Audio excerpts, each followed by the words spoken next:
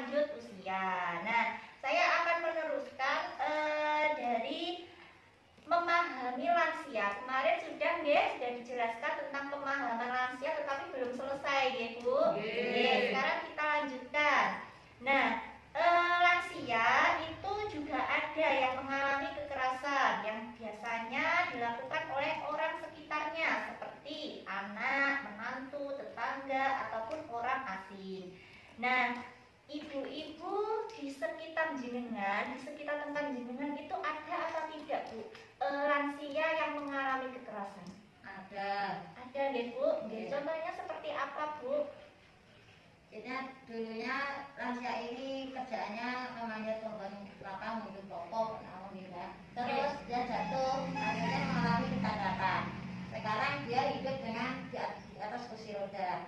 Terus sekarang tinggal sendiri, anaknya sudah nggak mau merawat. Untuk makan sehari-hari dikasih sama tetangganya. Oh gitu nggih. Jadi orang tua tersebut itu sakit, tetapi anaknya tidak ada yang merawat. Ya, itu juga merupakan salah satu kekerasan nggih Bu. Nggih. Barangkali ada lagi Bu? Ada tetangga saya Mbak. Nggih, kira-kira record. Tapi ya hampir sama kayak Bati, cuma mbah-mbah ngoten maksudnya mbah wedok nggih Mbak Putri mboten cowok mboten jalet. Niku sebenarnya kabar putra, cuma putrane mboten turun ngrawat ya. Dadose makme niku sing nyaosi tangga-tanggane wae. Oh, Nggih kondisine napa kan nggih sepuh.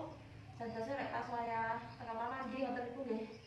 Tanggi-tanggine niku nggih sak napa nggih sak pas nganggure ngoten lho dadose mboten saged full ngopeni sak kan nggih tanggi kan nggih sak waktune nggih sak-sake ngoten dadose misale nggih kadang njing pipis ngoten nggih ngopeni nggih lagi siang soalnya putrane emang pun mboten. Oh, sudah tidak bisa berjalan ya Bu. Nggih saged cuma jenenge tiyang sepuh kadang kan seperti itu. Nggih, barangkali ada lagi Bu yang mau menyampaikan pengalaman atau hal yang pernah dilihat di sekitarnya? Sampun? Nggih, terima kasih kepada Ibu Ati dan Ibu Nabila yang sudah memberikan contoh nggih tentang penelantaran yang ada di sekitarnya. Nggih. Perlu saya sampaikan bahwa di sini ada 3 kondisi permasalahan umum yang dialami oleh lansia.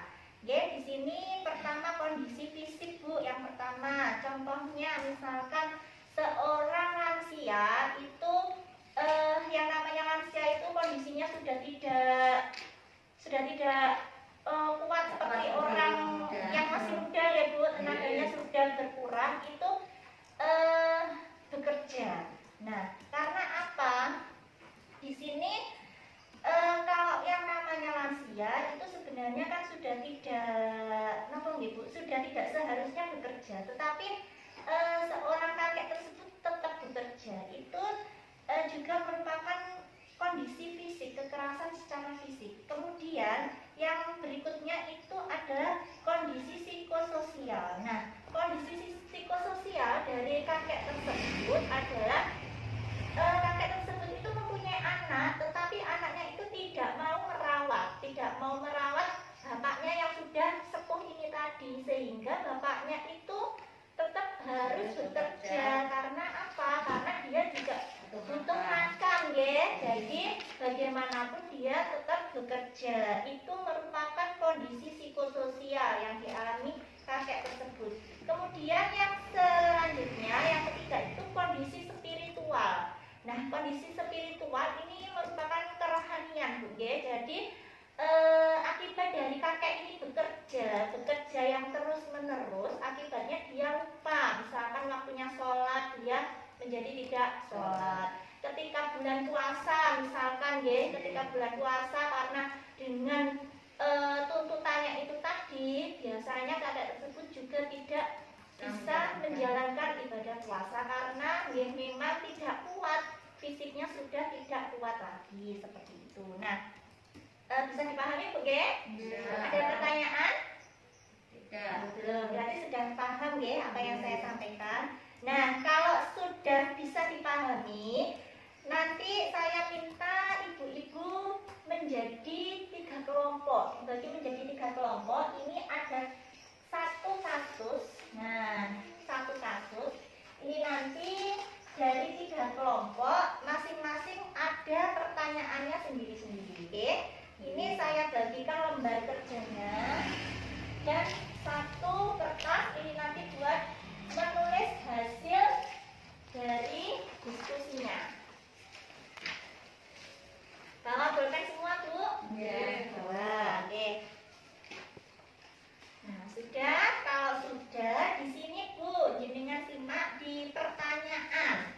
Nah, kelompok 1, kelompoknya siapa? Ati.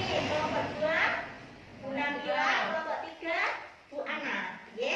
Jadi untuk kelompok 1 ini pertanyaannya termasuk lanjut usia yang seperti apakah nenek tersebut. Nah, kasus nenek A ini ya nanti dibaca dulu. Terus ciri-cirinya yang bagaimana. Kemudian kelompok 2 ini pertanyaannya, apakah nenek tersebut mengalami kekerasan? Jika iya, kekerasan apa yang dilakukan oleh anak atau keluarganya? Kemudian kelompok 3 ini pertanyaannya, apa yang dapat dilakukan oleh anak atau keluarga atau orang terdekat jika menghadapi lanjut usia yang demikian? Oke? Bisa dipahami, Bu? Oke, kalau sudah bisa dipahami, sekarang coba monggo didiskusikan dengan anggota kelompoknya, dibaca dulu kasus nenek A ini, kemudian dijawab pertanyaannya menurut kelompoknya masing-masing. Monggo saya beri waktu 5 menit untuk mendiskusikan. Kalau sampun, monggo sekarang perwakilan dari kelompoknya untuk membacakan hasil diskusinya. Oke. Yang kelompok 1 termasuk lanjut usia yang seperti apakah nenek tersebut? Sebenarnya si nenek ini tidak termasuk yang tidak terlantar. Dirinya karena si nenek dirawat anaknya memang tidak mau, masih senang bekerja dengan kemauannya sendiri. Sebagai contoh, sebenarnya anaknya sudah memberikan semua kebutuhan si nenek seperti sandang atau pangan. Oke. Sudah? Sudah. Terima kasih kepada kelompok 1. Kita beri tepuk hebat untuk kelompok 1. Tepuk hebat. Hebat, hebat. Hebat, hebat. Hebat. Oke, terima kasih kelompok 1. Sekarang lanjut kelompok 2. Apakah nenek tersebut mengalami kekerasan? Jika iya, kekerasan apa yang dilakukan oleh anak atau keluarganya? Monggo, Bu. Ya, termasuk apa ya? Apakah anak tersebut mengalami kekerasan? Iya, soalnya kesehariannya sama menantunya itu sering dibentak-bentak, kan termasuk kekerasan. Terus yang kedua tidak, kadang-kadang tidak peduli, terus nggak dikasih makan juga. Ini termasuk juga kekerasan, Ya, Ada lagi, Bu?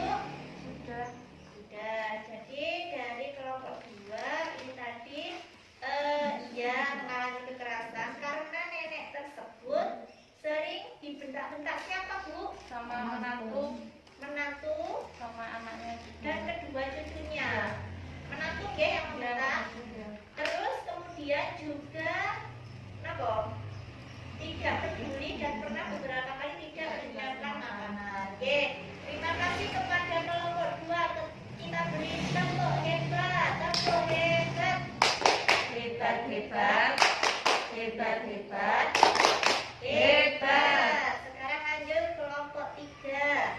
Apa yang dapat dilakukan oleh anak atau keluarga atau orang terdekat jika menghadapi lanjut usia yang demikian?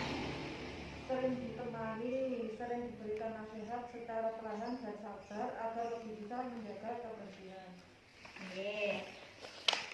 Terima kasih kepada kelompok 3. Jadi si nenek ini sebenarnya dia itu tidak ditelantarkan, Bu. Sebenarnya tidak ditelantarkan, tetapi oleh menantunya dia diperlakukan secara tidak sopan, Jadi dia juga mengalami kekerasan, tidak ditelantarkan tetapi mengalami kekerasan, Kekerasannya itu dengan sering dibentak dan juga beberapa kali tidak disiapkan makanan. Sedangkan orang tua itu biasanya perlu Bu untuk disiapkan keperluannya, kebutuhannya semacam itu. Terus yang sebaiknya dilakukan oleh anak atau keluarga terdekat jika menghadapi lanjut usia, harus sabar karena sebenarnya nenek ini tidak boleh bekerja sama anaknya, tetapi dia tetap ngotot bekerja, tetapi dia bilang ke tetangga kalau dia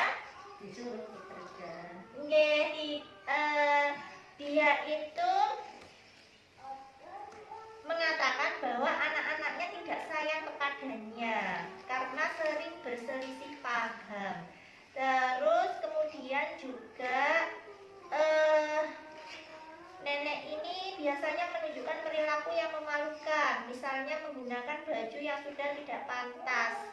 Sebenarnya baju anaknya juga memberikan baju bagus, tetapi orang tuanya ini sering menggunakan baju yang jelek. Nah, itu sebagai anak juga harus sabar menghadapi tingkah tingkah orang tua. Memang kadang itu orang